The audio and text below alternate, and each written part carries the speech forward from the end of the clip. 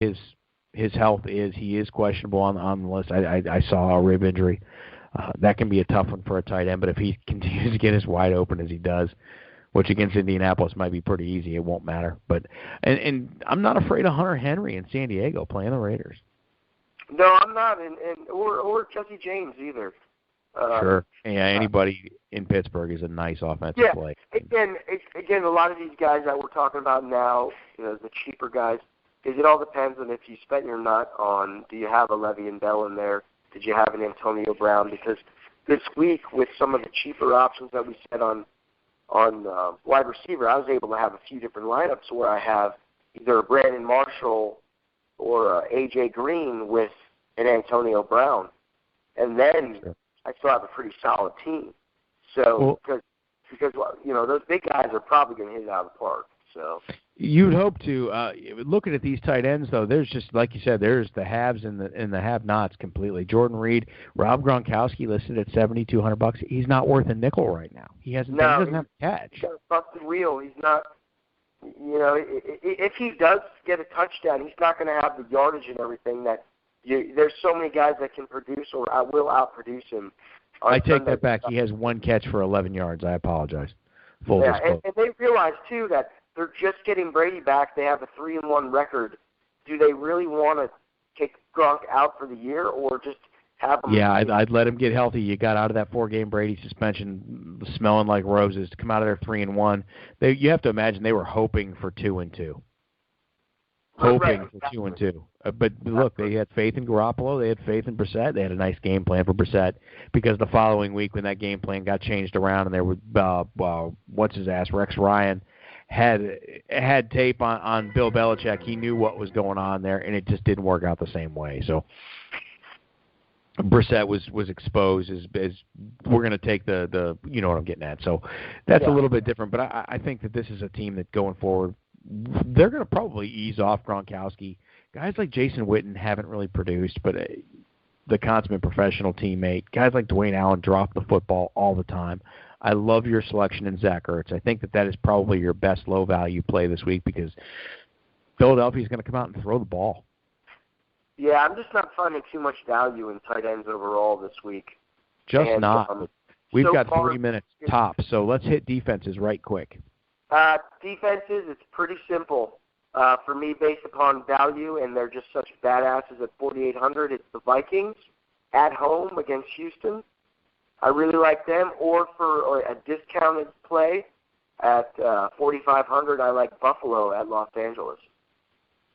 Buffalo all the way across the country at Los Angeles. I'm not convinced that the Rams are for real. No, and like I said, they're statistically the number 3 defense as far as 13 sacks. Buffalo. They have 4 interceptions, which is tied with the number of teams. They're just a really great defense. So do I think that they're going to blank Los Angeles? Probably not, but I think that they could sack them 4 or 5 times, keep it a low-scoring game, possibly have an interception, even a defensive touchdown. So, again, for their value, because there's nothing that really stands out to me, the 3 best defenses in the NFL right now are the Bills, the Vikings, and Denver. And I think Denver's defense will have a successful week on Sunday, a game on Sunday. I still think Atlanta could be successful as well, so I'm not guaranteed. They're just too expensive. So Atlanta's got a pretty decent offensive line, too. That game might not be as much of a pushover as somebody could imagine. But right, and let me tell you, Xavier Rhodes is no joke. No, he played exceptionally well. The Vikings are badass. It's at Minnesota again. So I could see them maybe, I don't want to say a shutout, but it's already happened to Houston once. After everything we've seen, Brock Osweiler sucks. He does. And Lamar Miller sucks too. Lamar Miller is way overpaid, way overrated. Brock Osweiler sucks. And DeAndre Hopkins is just suffering for it. Yeah, exactly. Poor guy. So, yeah, I feel bad for him because that guy caught balls from everybody, and apparently Brock Osweiler is freaking allergic to him. He had one catch for 4 yards last week. How do you have a talent like that? I mean, I don't know if he had 5 or 6 targets or what the case might have been. I saw a few breakups, but you're right. The matchup doesn't get any easier this week. Xavier Rhodes is the real deal. Will Fuller is going to get in the mix, and maybe with a little trickeration they'll get Fuller the ball in open field. But Brock Osweiler blows. It makes me disgusted that I took DeAndre Hopkins in any league. But back to defenses because we are running out of time. I can't disagree with you at all. I like Buffalo. I do. I just don't like them traveling cross country, so I won't fork over the cash for it. Some defenses that I might want to just try to sneak in there again is the Philadelphia Eagles. I don't know why I'm so hard up with the Eagles, but it's a middle of the road price. But this is a defense. I don't think Detroit's very good. I can see a tip pass return for a touchdown. I don't have a crystal ball, but those things look nice. I'm also not afraid of the Rams' defense at home against Buffalo.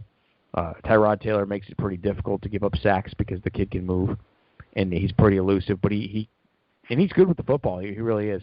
I just like that front four in Los Angeles. I think that's a pretty good team. And then New England is your high price one. New England against Cleveland.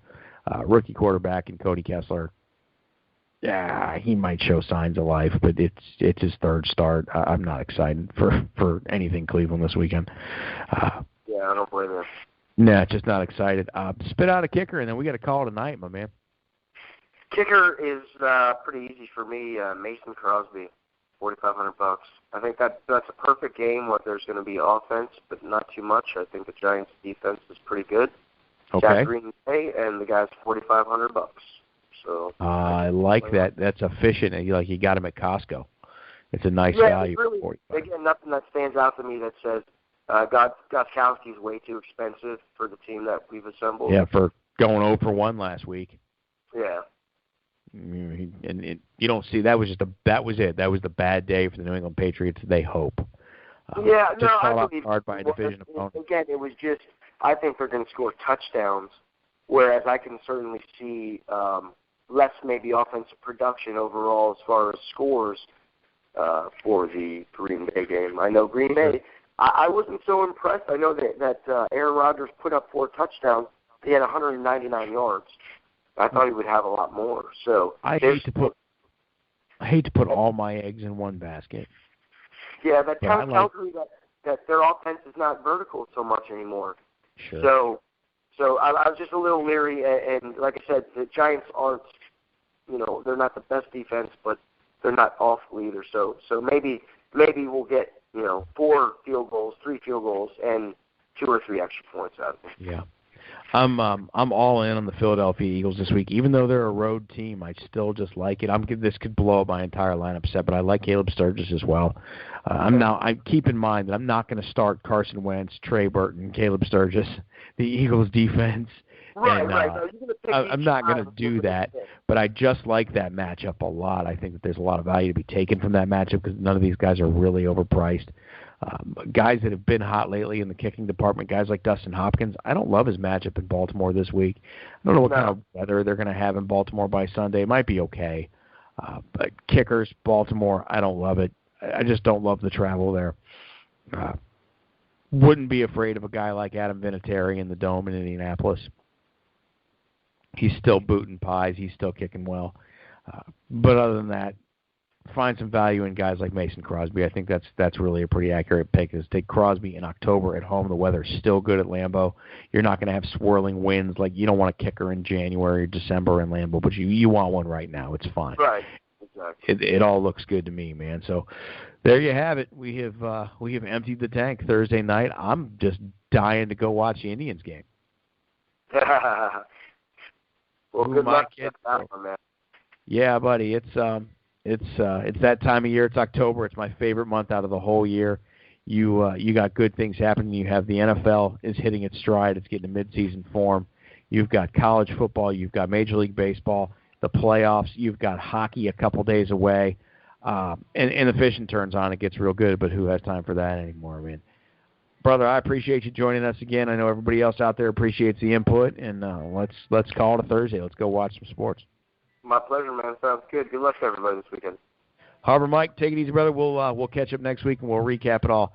Everybody else, thank you for listening to the Line Sports Talk podcast, and we'll catch you later.